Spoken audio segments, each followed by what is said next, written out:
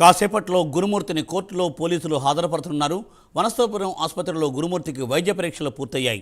Meerpet PS నుండి వనస్థలిపురం ఆసుపత్రికి గురుమూర్తిని పోలీసులు తరలించారు. భార్యను హత్య చేసిన కేసులో ఇప్పటికే కీలక ఆధారాలను సేకరించారు పోలీసులు.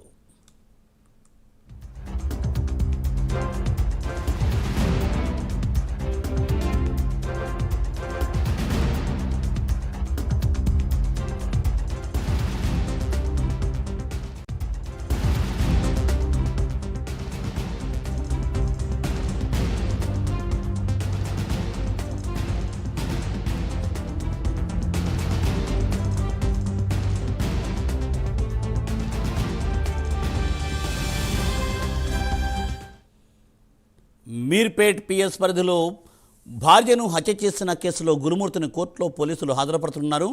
ఆసుపత్రిలో గురుమూర్తికి వైద్య పరీక్షలు పూర్తయ్యాయి. మీర్పేట్ పిఎస్ నుండి వనస్థలిపురం ఆసుపత్రి గురుమూర్తిని పోలీసులు తరలించారు. అలాగే కీలక ఆధారాలను కూడా సేకరించారు. దీనిపై మరింత సమాచారాన్ని మా ప్రతినిధి కుమార్ అందిస్తారు. కుమార్.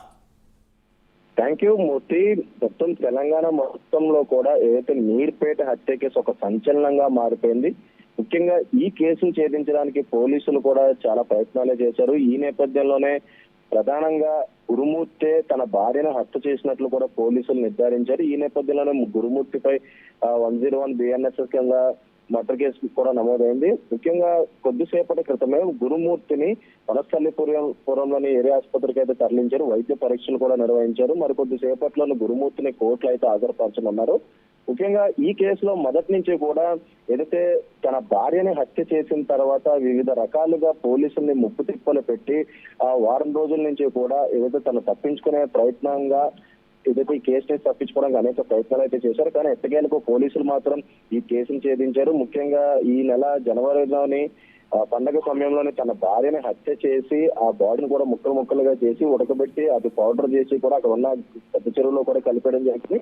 ఈ నేపథ్యంలోనే పోలీసులు కూడా ఎటువంటి ఎవిడెన్స్ కూడా లభించకపోగా తనను గురుమూర్తి కూడా తప్పించుకునే ప్రయత్నం అయితే చేశారు. కానీ పోలీసులు మాత్రం ఇప్పుడున్న టెక్నాలజీ ప్రకారం అడ్వాన్స్ టెక్నాలజీ తీసుకొని ఏదైతే బ్లూ రేస్ ద్వారా తన ఇంట్లో కొన్ని వస్తువులు కూడా స్వాధీనం చేసుకున్నారు. అంటే తన భార్యను చంపిన తర్వాత ముక్కలు చేయడానికి కత్తి కావచ్చు, లేదంటే ఆ చెక్క పెట్టి కావచ్చు, వీటన్నిటిని కూడా పోలీసులు సాంకేతిక ఆధారాలన్నీ కూడా సేకరించిన తర్వాత గురుమూర్తి ఈ హత్య చేశారంటూ కూడా ప్రాథమికంగా పోలీసులు కూడా ఒక నిర్ధారణకు రావడం జరిగింది. ముఖ్యంగా ఈ కేసులో కూడా తన పిల్లలకు సంబంధించి DNA టెస్టుల రిపోర్ట్లు కూడా తీసుకున్నారు. అలాగే గురుమూర్తి కూడా హత్య చేసినట్లు కూడా ఒప్పుకున్న తర్వాత సీన్ రీకన్స్ట్రక్షన్ చేశారు. ఇటు ఇంటి దగ్గర గురుమూర్తి తన భార్యను ఏ విధంగా చంపాడు అనే కోణంలో కూడా పూర్తిగా సీన్ రీకన్స్ట్రక్షన్ చేసిన తర్వాత అటు చెరువు దగ్గర కూడా తీసుకెళ్లి ఏం చేశాడు అనేది కూడా పూర్తిగా సీన్ రీకన్స్ట్రక్షన్ చేశారు. అలాగే ఆ బకెట్ ద్వారా ఆ భార్యకు సంబంధించిన బూడిది, ఎముకలు, అలాగే కొన్ని అవయవాలన్నింటినీ కూడా కొన్ని 2 బకెట్లను తీసుకుని అక్కడ పెద్ద చెరువులో కలిపేసిన నేపథ్యంలో ఆ బకెట్లను కూడా ప్రస్తుతం పోలీసులు స్వాధీనం చేసుకుని వీటన్నిటిని కూడా ఇప్పటికే ల్యాబ్ రిపోర్ట్స్ కోసం పంపించడం జరిగింది. అలాగే DNA రిపోర్ట్స్ కూడా తెప్పించుకున్నారు. ఈ నేపథ్యంలోనే మొత్తం ఈ ఉదంతం మొత్తం చూసినట్లయితే గురుమూర్తి ఉద్దేశపూర్వకంగా తన భార్యను చంపినట్లు పోలీసులు నిర్ధారించిన నేపథ్యంలోనే అతను రిమాండ్ చేసే విధంగా ప్రస్తుతం ఈ రోజు కోర్టులో ఏదైతే కొద్దిసేపటి క్రితమే వైద్య పరీక్షలు కూడా నిర్వహించారు. మరి కొద్దిసేపట్లో కోర్టులో అయితే గురుమూర్తిని అయితే హాజరుపరుస్తారు. Murthy. Thank you Kumar. Thanks for update.